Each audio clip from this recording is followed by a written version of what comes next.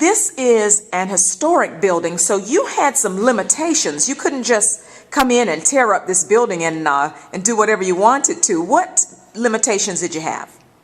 Well, some of the limitations here within this project, with it being a historical building, is that the intent of the overall building has to remain as much intact. And one way of doing that is keeping as much of the original materials as they are and to refurbish or restore them as best. One example of that is the original floor.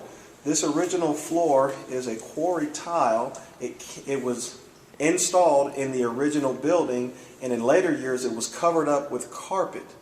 During that time, there was asbestos adhesive that was used to adhere the carpet.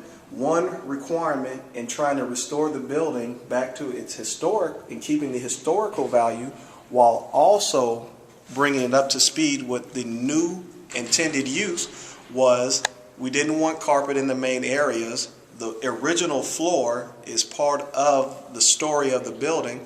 Restore that, remove the carpet, and also remove the asbestos that was adhering that carpet as well. Some of the other items included in this is the original spaces. This was an original parlor used for student gathering and support spaces, kind of like a living room away from home in a dormitory setting. So what you see is you see a number of the wood trim and the original plaster wall. So the idea is to be able to keep these things that are in place. Now this building, even though it's older and it has been offline for a number of years, it still has a lot of value in the items inside. Did pretty well, so they have the capacity to be restored. For certain areas where there is a little bit more rot, as in the windows, you see that the actual seal of the window has been removed, but you see the ones that are adjacent to the window are still in place.